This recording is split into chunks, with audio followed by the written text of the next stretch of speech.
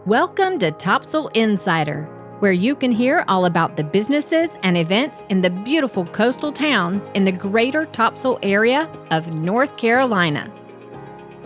Coming up, today I am welcoming back Richard Stroupe, owner of Saltwater Suites on Topsail Island. You know him from Season 1, Episode 8, and he's a sponsor of Topsail Insider. But today we're discussing his newest saltwater property, Saltwater Resort, with its grand opening on June 1st. But we had more to discuss, so you're getting a bonus episode today. You're listening to Part 1 now, but please check out Part 2, where we'll discuss his very hip, very cool boutique hotel in Wilmington. It's called the Hive. And if you've ever wanted to learn more about venture capital, now's your chance. In Part 2, we're also going to talk about his venture capital firm, Cape Fear Ventures, on today's episode of Topsail Insider.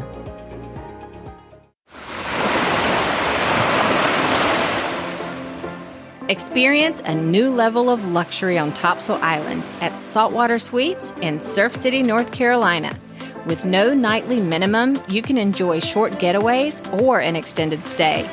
Each suite features luxury bedding, full kitchens with dining tables and dishwashers. And all suites other than the 3 ADA suites have full-size washers and dryers.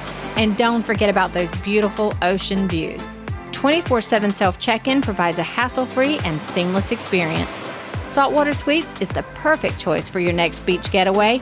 Book your next Topsail visit at saltwatertopsail.com or call 910-886-4818. Saltwater Suites, Topsail Island's premier luxury hospitality experience.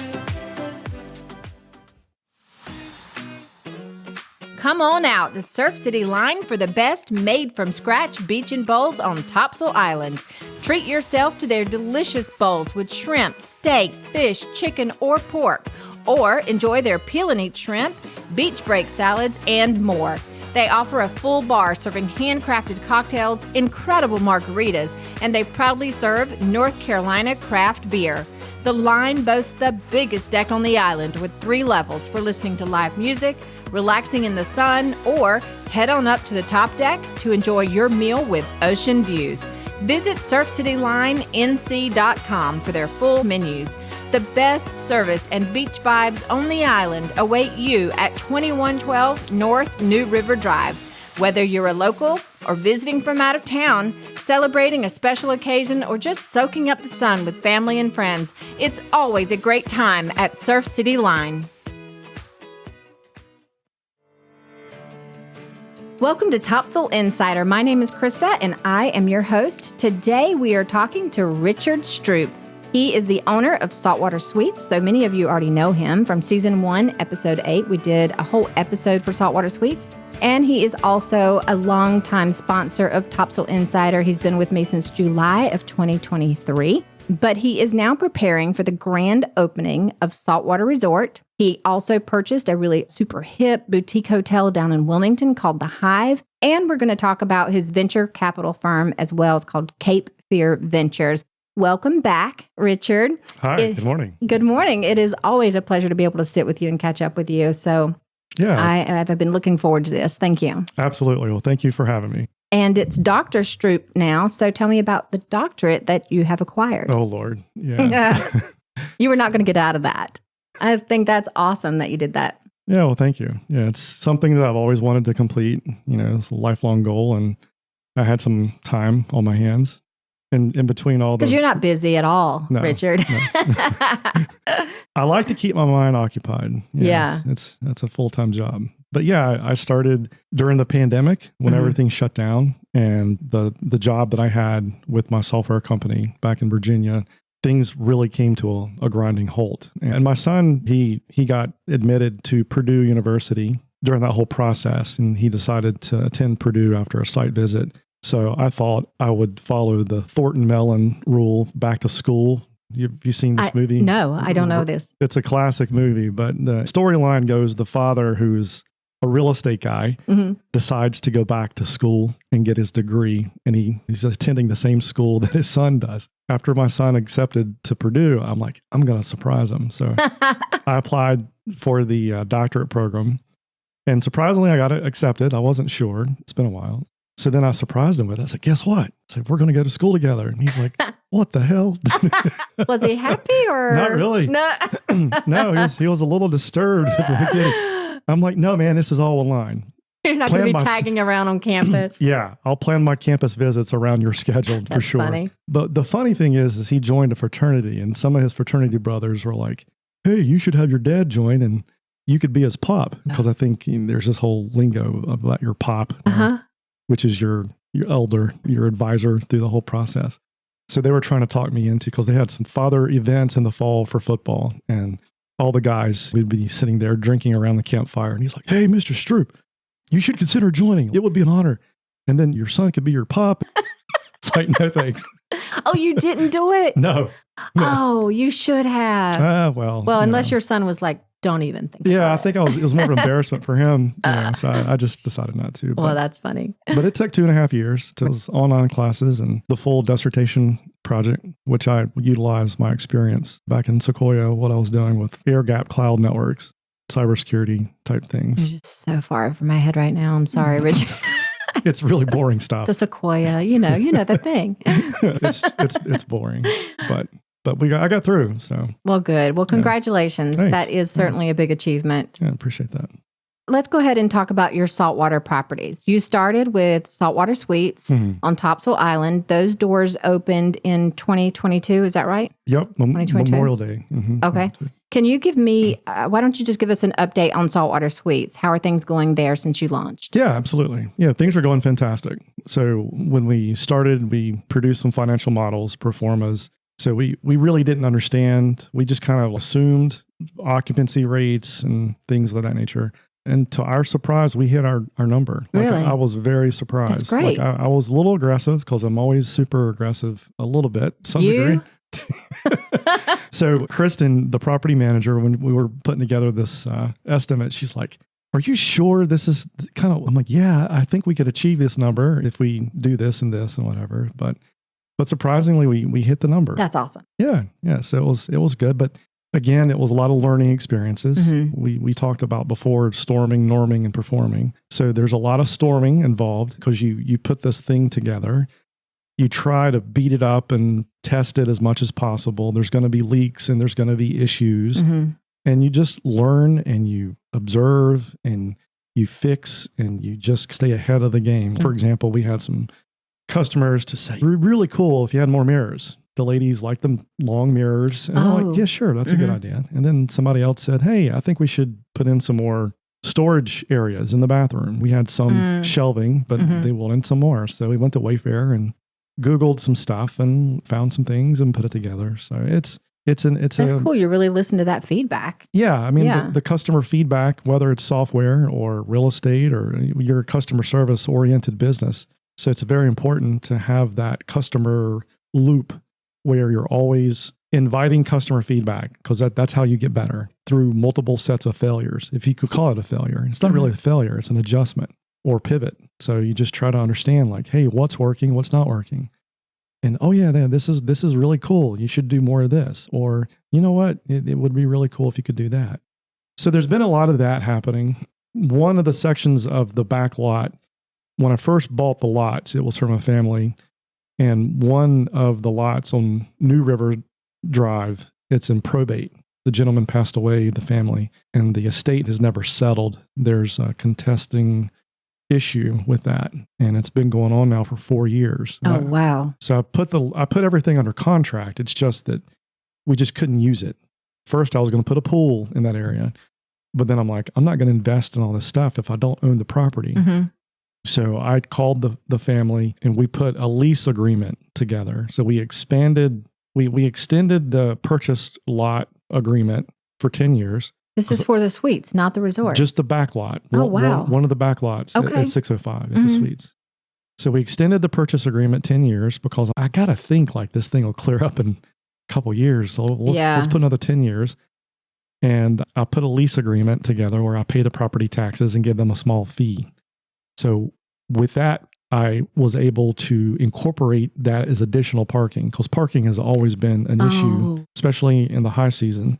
It cost me another $70,000 to to do all the earthwork and the rocks and putting in the parking, and we rebalanced the fencing, put in a flagpole and all that stuff. So expanding the back lot and doing more landscaping, that's been the big aspects, I guess, of managing 605. And then we also had a couple guests to complain about the sound, especially with kids. Somebody's on the first or second floor and they hear people running around upstairs. I mean, this isn't like a concrete building. This is wood structure. Right. So we put some more soundproofing down to kind of help alleviate some of those things. And what we did is we ended up talking to some flooring experts and said, all right, if we put in new floors, could we put in some more cushions? Could we inject some more soundproofing material between the floors? So we ended up like a trial and error, throwing some rugs down and figuring it out. So, but overall it helped. Okay, because gotcha. those complaints went away. And then most recently, we upgraded all of our TVs to 75-inch TVs. Oh, wow. Yeah. So what, did you get a complaint? No, but it was a strange situation now that I'm building the resort and prices had come down on the TVs, which is interesting because everything else is going up. I'd elected to do 75-inch TVs in the resort.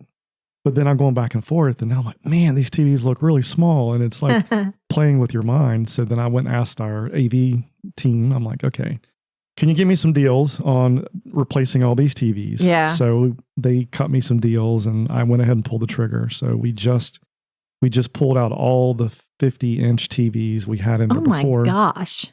After we switched out the TVs, and we've always gone back and gone through to repaint some things, give it a fresh look and so forth. So I'm really thankful we have an awesome team there to help manage 605. Kristen Kelly Freeman and Blue Star Real Estate. Her team does a really good job with all the facilitation from the bookings down to the turnover and operations. So, like I said, there's a learning curve, and I think we have learned a lot. So you've been with Blue Star from the very beginning, right? Yeah, she was the one that I bought the lots from. Yeah. Okay. And if you remember, this whole concept was born out of the renovation work that we did at Loggerhead Inn. Yeah, I do. Yeah. So at Loggerhead, whenever I was doing the renovation, I decided to combine, because they have small units. So we decided on the Dolphin Street side to combine those 12 small units into 6 medium-sized units. So they're a little bit bigger than the smaller ones, with some small kitchenettes, just something, like a very small refrigerator and a kind of a stove. And we received some really interesting feedback. Like, a lot of people are really excited about that. And we had one room, I think it's room number 8, that the original Loggerhead had like this washroom where all the pier fishermen would bring their fish Right, back, I remember you telling me about that. They would clean their fish in this big tank. So during that process, I decided to rip all that out and turn that into a full kitchen. So room number 8 was our prototype. So after I built that, and it had a full kitchen, a full stove, microwave, refrigerator. Dishwasher. Yeah. So I was pretty excited about that. And I'm like, oh man, I really wish we would have washer and dryers in here too. That would be awesome. So then that really gave me the incentive of saying, all right, well, if this is such a good idea, maybe I should go down the street and buy the property and build the suites. So I was originally going to call it Loggerhead Inn and Suites and put the 605 suites underneath the Loggerhead brand. Oh, okay. But toward the end of the construction, and that could be another whole story, we received an offer to buy 605, and it was an obscene amount of money. And I decided to kind of put an idea together where I retained small ownership of it, but, at least could recoup my cost with some plus ups and participate in the cash flow distributions. So after I received an offer to sell 605, we were going to separate the properties. So I had to terminate the relationship of just that property. At that point, I had already incorporated 605 into the Loggerhead management, but we were treating it as 2 separate properties. So once I voided that section of the contract out, I entered into an agreement with this other private equity firm. And part of the deal was to retain a small ownership of the deal, to do some seller financing where I would collect interest on the debt, receive money down at closing, retain some interest where I could participate in cash flow distributions, and also the depreciation, which is kind of key in the real estate game. Well, it didn't work out. And during that process, that private equity team agreed to hire Kristen as the property manager. So she did an insane amount of work putting everything together to operate this property. So when that deal fell apart, I went back and talked to the previous manager of Loggerhead and said, look, I feel bad. This is what we're going to do. So instead of entering into the same agreement we had, I'm going to go down this path and treat this as a separate brand. And that's how Kristen got, I guess, included as property management. That's kind of how it all evolved. But here we are today. Now we've got 3 properties that we're managing: the Suites, the new resort that's opening up soon, and the Hive down in Wilmington. And now you've expanded by opening the Saltwater Resort. It's not yet open. It's about to open, right? Hopefully. Okay. June 1st. That's the target date. That's the plan. Yeah. You look scared. I am a little scared. Yeah. There's a lot of unknowns we still have to complete. What made you decide to expand on Topsail Island? So obviously the Loggerhead experience kind of started this whole movement and this whole idea. And then, which was by kind of accident. Yeah. Listeners, go back and listen to season 1, episode 8, because he just stopped in to, I want to see the numbers. It would be cool to know the numbers. Right. And then you're like, oh, I think I should jump on this. It's a great story. Yeah. So now you're this huge hospitality guy that came from software and you had no idea. I had no idea what I was doing. And some days I still feel that way. Okay, so let's talk about the expansion. You're learning as you go, but you decided to open another resort bigger than the Suites. Slightly bigger. Yeah. So after we completed the 605 Suites, I like to call them by numbers. 605 North Topsail Drive is Suites. 412 New River is the resort. So after we finished 605, I still had this desire. I'm like, now that I know what I'm doing, I have some experience. Now I've completed this major renovation at Loggerhead. Check the box. Now I've completed this major new development, ground new build, up. Yeah. Check the box. And I'm like, well, can I really do it again? I mean, the economics were in my favor. And I'm like, you know what? I'll give it a shot and see. So the plan was to eventually go into phase 2 at some point in the future. But I wanted to at least get this one off the ground and running. So to generate cash flow so that we can use the cash flow from 605 and pour that into another project. And at the time, I still owned Loggerhead. So I had cash flow from Loggerhead. I had cash flow from 605. So I just felt like I can still push the ball forward and do it again, rinse and repeat. So there was another lot for sale. It was about 1.5 acres, 2 blocks down.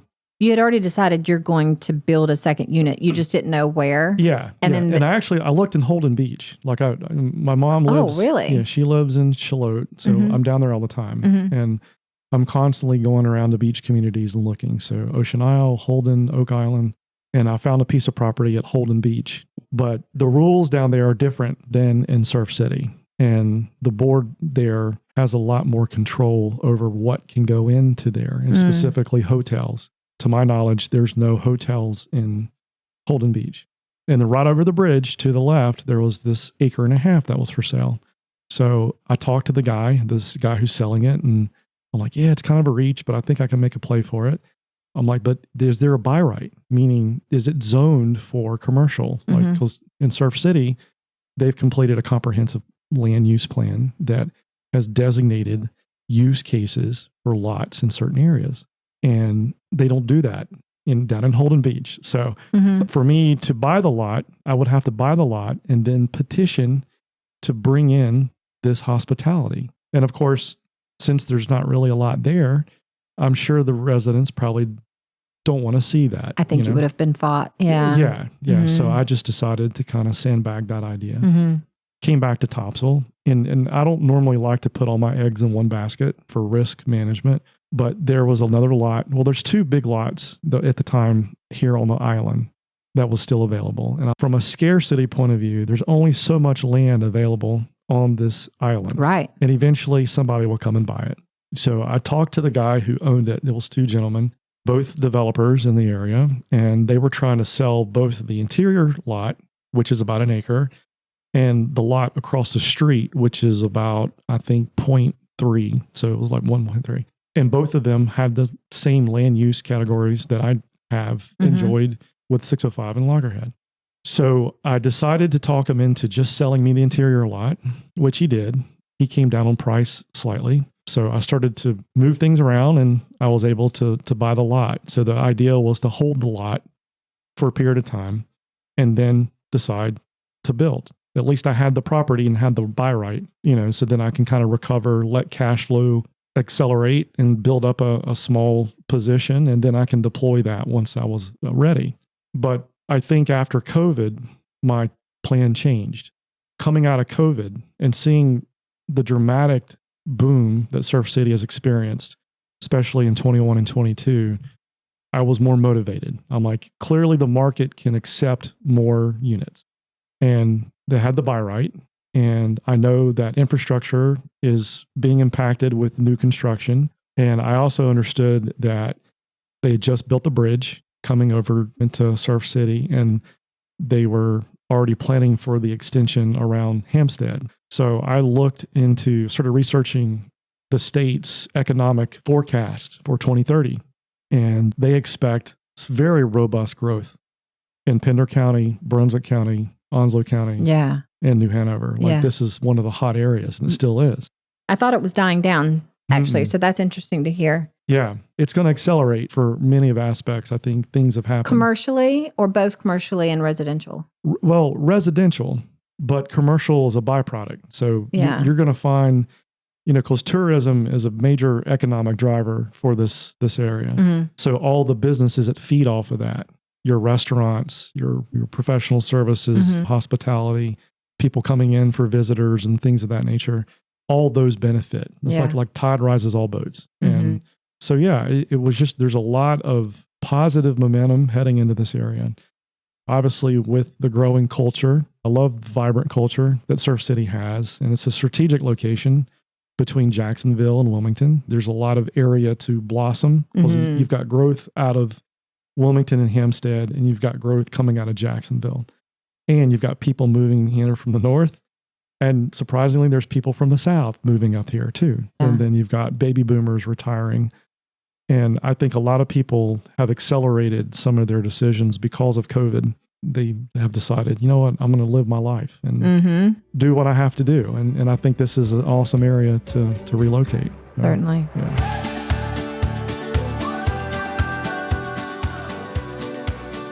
All right. So now you bought the land and you've got people moving here. You're feeling pretty confident with the boom that happened after COVID financially. What happened next? Yes. So knowing all this and understanding the impacts of COVID and all the positive growth aspects of the region, I decided to go ahead and kick off phase 2 of the development project in late 2022. We wrapped up the suites right around March, April, May of 22. We still had some inspections and some things to do, but shortly thereafter, I already had the team together. So I went ahead and started down the path of pulling the trigger. So I had the same plans. So we utilized the same plans, made some small adjustments, which I thought would be easier to deal with. And to hedge cost, so I went ahead and re-employed the same vendors. So I got all my team back together and said, okay, let's do it one more time. The band's back together. So I went ahead and renegotiated the trades. And I still felt like heading into 22 that we still could deal with inflation because the government printed a massive amount of money around COVID. And of course, we're dealing with it now. And I just, again, looking at the economic indicators and everything that was going on, I did feel like that I had to do this now. Like it's going to be way more expensive to do it 2, 3, 4, 5 years from now. Because that was the original plan, is to wait at least 4 or 5 years and then do it. But the more I thought about it, the more research I did, it all came back to the same conclusion that I will probably pay an additional 20 to 30% more if I wait 5 years than to do it today. So with that, I decided to bulk buy a bunch of material. So using the discounts that we had before, some of the vendors here, Guy C. Lee and Lowe's and others, I went ahead and bought materials, about $1 million worth of materials. And I used containers. So we rented a bunch of storage containers and stored all this material, flooring material, windows, doors, appliances, everything you can think of that we possibly could go ahead and buy today. We did. And they gave us some really good discounts. Like I was surprised considering that we were already seeing inflation in some of these things, using some of the builder discounts, and they've got some really good, interesting deals that they could use. So we started using that. And like I said, we utilized the same engineering plans, but we did go through and make some upgrades to provide some additional soundproofing between, and we added some more strength in certain areas, more cross beams and things that way. And then I could still access cheap capital because I was levering some assets that I owned and that had some variable interest rates at the time. And again, in 22, the interest rates were still moderately cheap to they had crept degree. Up a little bit, but they weren't certainly not where they are now. Yeah, in 2020, for context, interest rates got as low as 2.8%. Yeah. I can remember 2.83%. So by this time in 22, it did creep up to like maybe 4. So relatively, it was still pretty cheap to borrow money. Because again, thinking that if you borrow money today, over time, that money is going to be worth less in the future. Yeah. So if you put that money into assets where you could generate cash flow and have appreciation of the asset, you're protecting yourself. So that's really the concept of why I do this type of investing. Now that time has gone by and we are where we are now, do you have any regrets about jumping on it as quickly as you did? Sort of, because you would think, like, considering all these positives, all these lessons learned and hedging cost and allocating certain things, you would think that you've got it under control and there's nothing can go wrong, right? You've already done this once before. Now you're putting in measures to strengthen your position from an operations point of view, the way things roll out. Well, as it turns out, it hasn't really gone very well. Even with all the hard lessons learned from Loggerhead, which we deployed into 605, and even the lessons learned from 605, which now we're deploying into 412. Again, you learn as you go. You fail, you learn, you adjust, you move forward. So it's like a constant pivoting. But this 412 project, the resort, has had its own set of issues for sure. It sounds like you had a lot of issues with this one, more than you had on the previous 2 projects. Yes. Can you talk about some of those? Yeah. So again, these are issues that I could not have forecasted. So again, part of risk management is trying to forecast the risk that you're going to manage. And by hedging cost and bulk buying materials and going through that process, you can only manage risk to a certain degree, but then at some point, it always finds a way to challenge you. So in this case, inflation did actually start escalating very rapidly. It did, yeah. And even though we bulk bought a bunch of material up front, and I'm so glad that we did, case in point, like our elevator, I couldn't bulk buy that. The elevator jumped 30%. Oh, yeah. Okay. Some of the fire suppression materials, again, because some of these things can only be procured at the time they need it, because it's all sequential in phases. Once you complete phase 1 of materials, then you have to come to get phase 2. So a lot of the vendors wouldn't lock in prices because the vendors themselves, they were suffering the same inflation issues. So I was hedging my own cost, but then I didn't consider the same challenges for the vendors themselves. So a lot of the vendors were telling me, hey, this is your quote, but it's only good for 10 days. Yeah. And usually it's like 30, but they shortened their proposal time to 10 days. Which is understandable. Yeah, because I mean, everyone's sourcing materials, right? And their material cost is going up. So of course they're going to pass that to the customer, just as all of us have felt the effect of that. So that actually was way more expensive than I had thought. So that happened. We had a key contractor to go MIA early on in the project, and it caused major disruptions because like a team, every team has a role, everyone has a job, and everyone depends on that job to be completed. Sort of like, think of football. You've got 11 players on the team, offense and defense. Everyone's got a position. Everyone's got coverage. Everyone's got routes. And if one person falls out, if your quarterback decides to say, hey, I'm not going to pass the ball, how can you move the ball down the field? So that was a major issue. How long MIA? You had to replace him completely? Eventually, I did have to replace the person, and that was also a disruption. How much of a delay did you suffer? I think looking back now, it probably has cost me a good 4 or 5 months, because not only this happened, but there was a workplace issue that happened where a lot of the contractors do not carry errors and omissions insurance coverage because it is way expensive for faulty workmanship. Well, when somebody actually completes faulty workmanship on your project, it's up to that contractor to recover and pay for the damage or replace or repair the damage they caused. And if they're not available to, then that's where insurance comes in. Most insurance coverages, especially basic insurance, doesn't include faulty workmanship. So that's one of my lessons learned for anybody who is going to enter into the real estate world is to get, errors and omissions and make sure that faulty workmanship is covered. So I had to hire other people to come in and fix it at additional expense. Okay. Yeah. There's that. And then we also had some contractor engineer misalignment, which cost some revisions. Again, I mentioned that we utilized the same blueprints, but there was some adjustments, and those adjustments caused ripple effects. And looking back, it probably was a mistake to do some of these other things that we were doing, because I wanted to add additional storage space downstairs. And again, lesson learned. I needed more washer and dryers on site. We were capped because we didn't think about these things the first time. Now that we know we need more space, we added some of these things, and there was a lot of back and forth.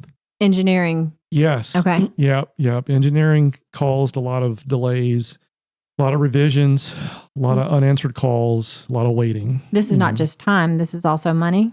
Oh, yeah. Yeah. Yeah. Because, I'd like to, we originally were supposed to open 4/12 in February. I remember when we were talking about it back last year. You're like, I think January, February is looking pretty good. Yeah. So all these delays, again, as you can imagine, a lot of other vendors depend on people doing their job and completing on schedule. So when the schedule slips, everyone else behind you also slips. Right. So we had other suppliers and vendors that had to also deal with some of this level of incompetence and revisions and rework and other things. So there's that. And then I think the one thing that I never really anticipated and couldn't really forecast was the increased level of contractor turnover and workplace apathy.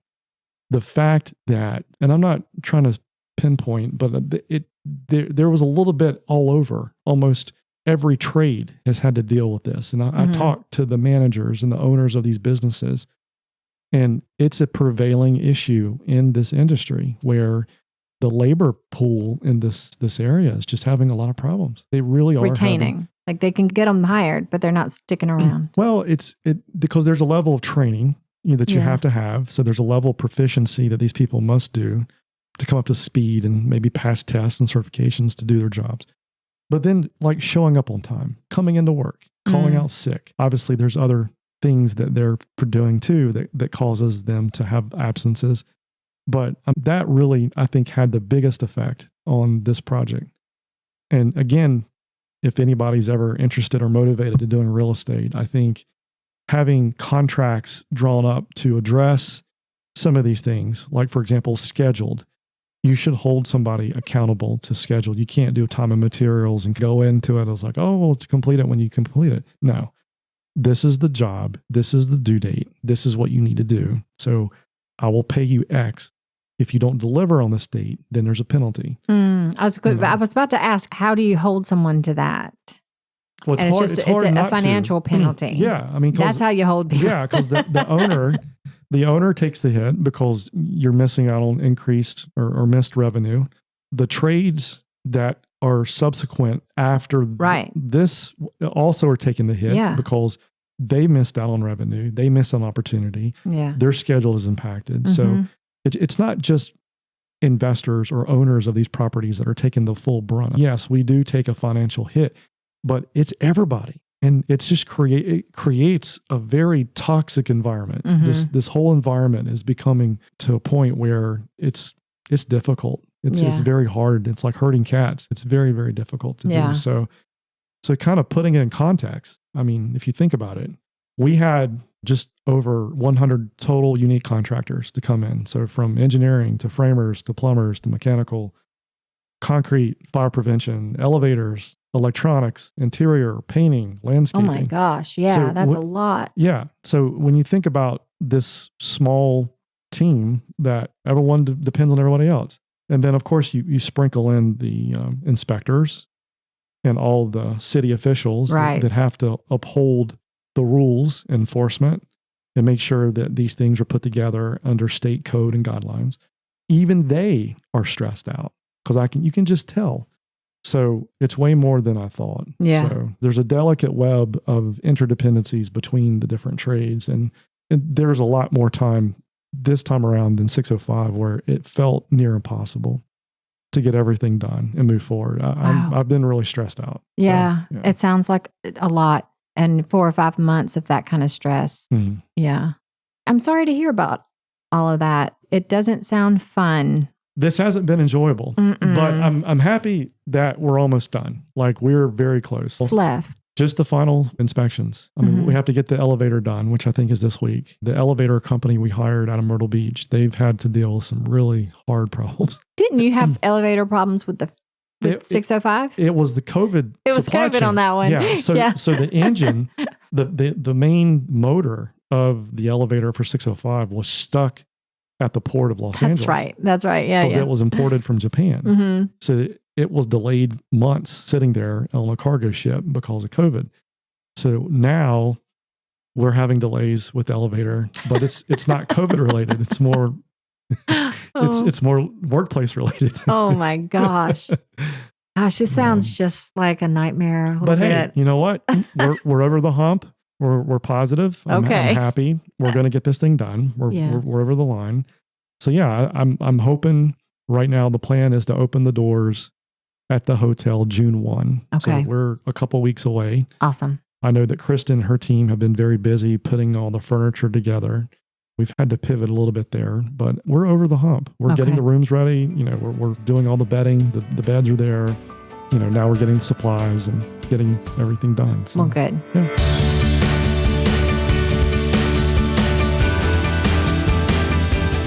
So you've got the suites at 605. You've got the resort at 412. It's a very similar layout with some upgrades there. What are the differences between the suites and the resort? So before I tell you the differences, let's talk about what they both have. Okay. So there's 48 total units. Okay. So all of them are 700 square feet with the contemporary layout. Now the 605 has a different furniture theme than 412. We did that intentional because, again, we want to have a unique experience in both buildings. So if you stay at the suites or you stay at the resort, it's going to look different. It's going to feel different. So that was the idea. They both have full kitchens and baths. They both share the same hands-free technology to elevate convenience and efficiency. So we use QR codes for maintenance and automatic door locks and codes. So all the check-in and check-out is seamless. It's all hands-free. They both have 75-inch TVs now, so that was a plus. They both have sweeping beach views from all 3 levels. Nice. Which is cool. I take pride in that fact that we're the only hotel hospitality on the island in Surf City, I should say, that has the type of views, the beach views that we have. So it's really cool that you can go out there in the mornings with your coffee and listen to the ocean, and enjoy your breakfast. So they're both 1 block from public beach access. So we're very lucky at the position of the lots that we were able to acquire. And they're both a short walk into Surf City. So they're very convenient to the shopping and the restaurants in Surf City. Nice. Now, here's the differences. So 412, like I mentioned, offers a different furniture design than 605. Both are fully furnished and equally modern and professionally decorated. They're both very beautiful, but they're a little different on the design. All 24 units at 412 have washer and dryers. Now, if you remember in 605, the 3 ADA rooms do not have the washer and dryers. And that was because of an engineering issue where they had cut out a 5x5 box that they were going to use for the elevator in that section. And obviously that's not a commercial size elevator. So what we decided to do, because the way they framed it, was we used that area as additional storage. So for maintenance, we have linens and towels and cleaning supplies in that. So I felt like in the ADA room, I couldn't take another 3x3 section out for washer and dryers because I wanted to make the room larger for ADA compatibility. Right. I mean, to be clear, though, they still have laundry services. Oh, downstairs. Yeah. Yeah. So they're not technically missing out. Right. But now all of the suites at the 412, every room. Every room has washer and dryers. Still 3 ADA suites? Yep. Yeah. Okay. And even the 3 ADAs have washer and dryer at 412. Yeah. And 412 has its own event center and pool, but the guest at 605 can share access to the pool. So again, we're marketing both properties under the same brand, right? So we're telling our guests at 605, you have access to the pool. It's just a short 2-block walk. But like I said, it does have its own pool. Saltwater pool. It's a saltwater pool. I had to go with a saltwater pool. Of course. Saltwater suites. And it's 2 blocks closer to town. Yeah. So there's a little bit difference. But that said, they're basically the same units, just different designs. All have washer and dryers, and you've got a pool in your backyard. Awesome. Yeah. So you mentioned the event center. Let's talk about that because I'm excited about that. I know a lot of other people are excited about it. Tell me about the event center.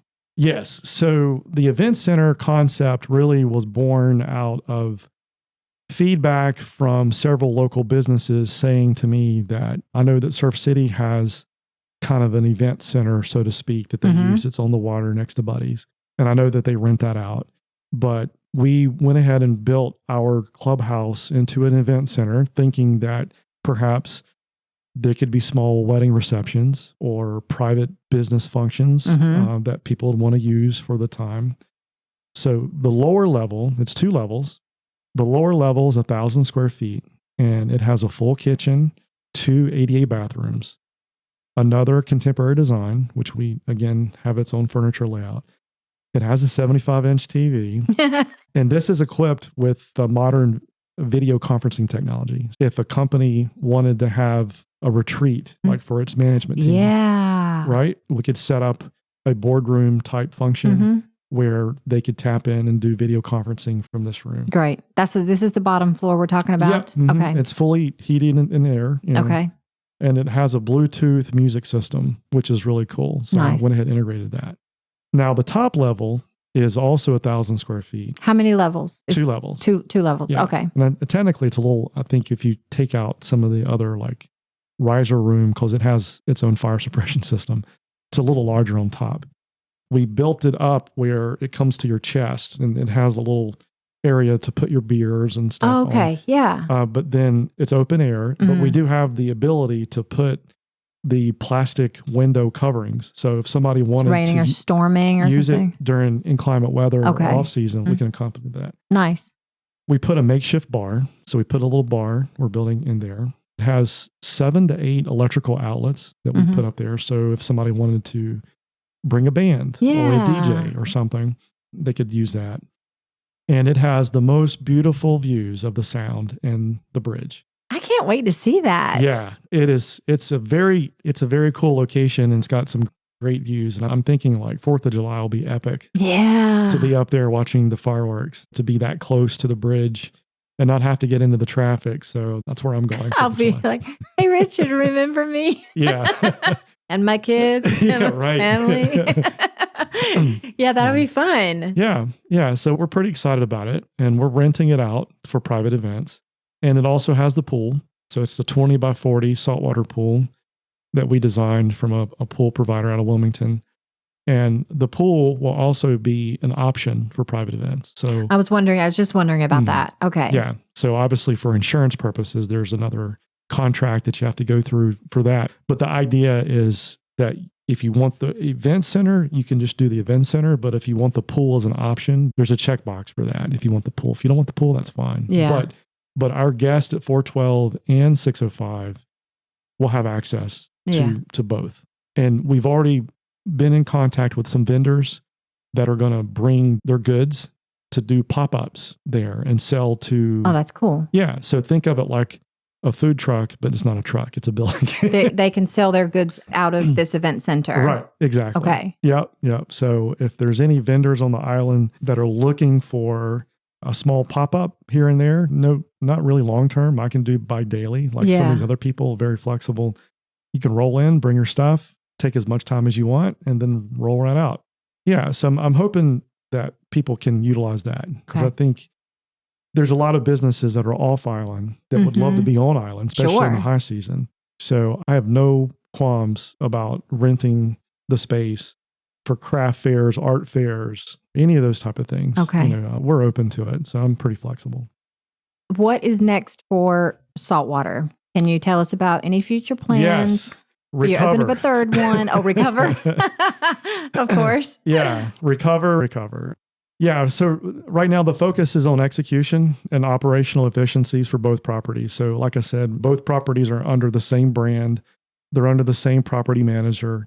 And I'm looking to just basically perform now that the storming is done and we put the norms in. Oh, yeah. You had some major storming on this one. Okay. Yeah. So now you're going to norm for a little while. We're going to norm. Okay. We're going to put the norms together and then we're going to perform. And I need some performance. I need some history on performance. Yeah. Just so that I can go through, make adjustments. And again, we have stress tested this building multiple times. We're doing it again this week. And I want to make sure there's no leaks, there's no issues. We're going to beat it up and run around. So trying to determine or predict whatever complaint that somebody could have and make sure to get it. I want it perfect. I want it as good as it possibly can be. I know that there's always going to be room for improvement. And I'm constantly looking for that feedback. So that's the goal.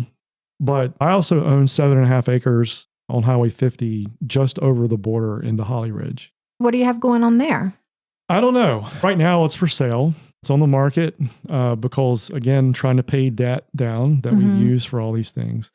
But I had some ideas. The problem is if it doesn't sell. Yeah.